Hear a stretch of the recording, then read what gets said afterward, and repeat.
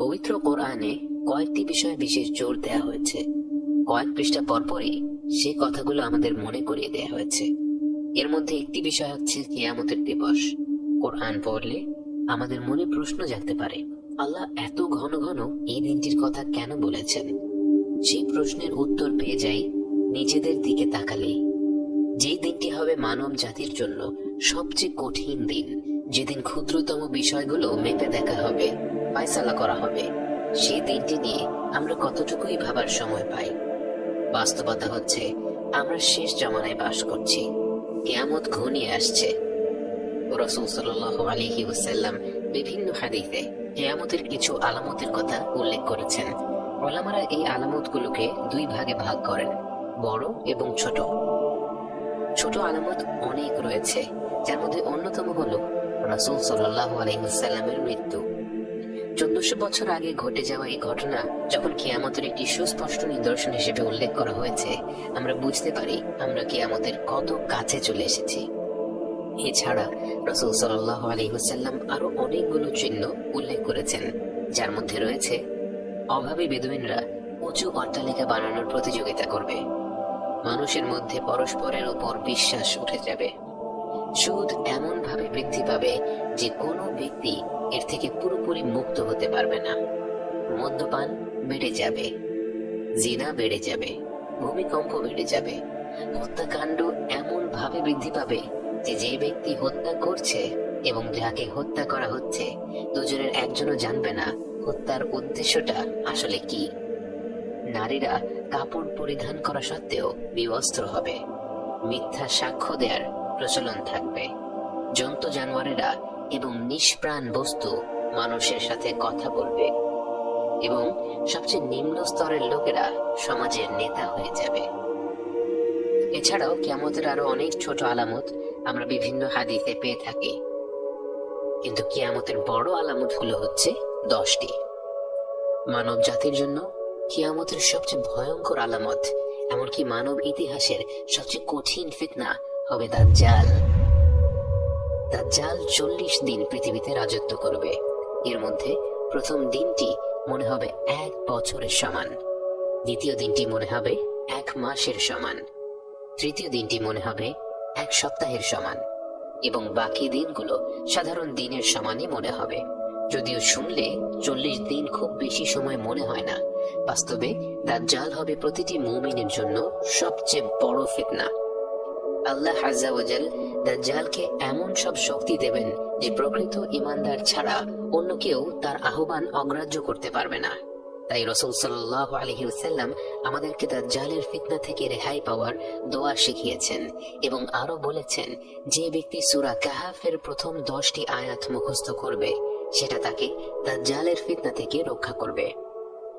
এরপর ঈসা আলাইহিস সালাম পৃথিবীতে ফিরে আসবেন।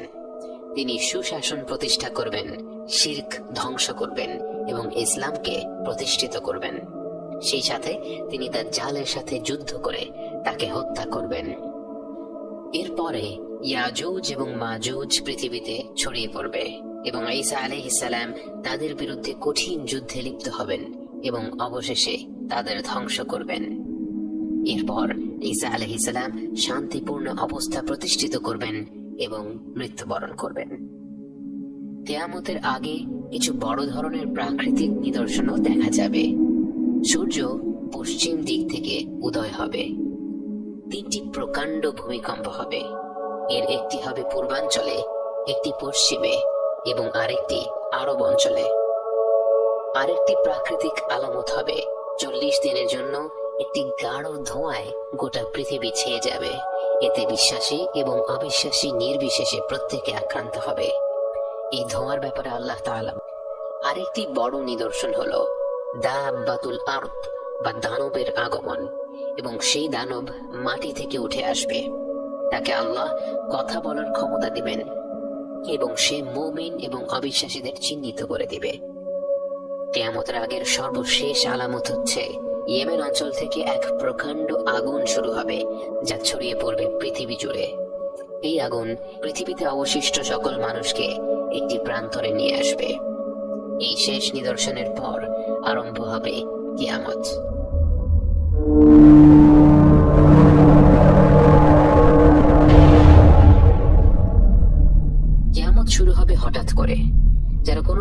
আলোচনা করছিল, তারা তাদের আলোচনাও শেষ করার সময় পাবে না। কেউ কারো পরিবার পরিজনদের সতর্ক করার সুযোগ পাবে না। যে দুজন ব্যক্তি কোনো লেনদেন করছিল, তারা তাদের লেনদেন শেষ করার সুযোগ পাবে না। যে ব্যক্তি ঘরে দুধ নিয়ে যাচ্ছিল, সে সেই দুধের স্বাদ পাবে না। যে ব্যক্তি মুখে খাবার তুলছিল, সে সেই খাবার মুখে দিতে পারবে না। হঠাৎ করেই ইসরাফিল আলাইহিস সালামের সিংহার শব্দে আরম্ভ হয়ে যাবে কিয়ামত। এই শব্দের সাথে সাথে আসমান এবং জমিনের প্রতিটি সৃষ্টি মৃত্যুবরণ করবে, শুধু আল্লাহর নির্ধারিত কয়েকজন বান্দা ব্যতীত। গোটা আকাশমণ্ডলী বিস্ফোরিত হবে, পাহাড় পর্বত ধসে পড়বে, সমুদ্রগুলো প্রজ্বলিত হবে। আমরা মহাবিশ্ব বলতে যা বুঝি তা সম্পূর্ণরূপে পরিবর্তিত হয়ে যাবে। এরপর আল্লাহ তার 4 জন অবশিষ্ট পবিত্র ফেরেশতাকে জড়ো করবেন। জিবরাইল আলাইহিস সালাম, মিকাইল আলাইহিস সালাম, ইসরাফিল আলাইহিস সালাম এবং মালাকুল মাউত। আল্লাহ মালাকুল মাউতকে বলবেন একে একে মিকাইল আলাইহিস সালাম, ইসরাফিল আলাইহিস সালাম এবং সবশেষে জিবরাইল আলাইহিস সালামের রূহ নিয়ে নিতে। পরিশেষে আল্লাহ মালাকুল মাউতকে হুকুম করবেন মৃত্যুবরণ করার জন্য, এবং স্বয়ং মালাকুল মাউত মৃত্যুবরণ করবে। كل من عليها فان ويبقى وجه ربك ذو الجلال والإكرام। এরপর আল্লাহ নিজেই নিজেকে প্রশ্ন করবেন, আজকে সব কর্তৃত্ব কার জন্য?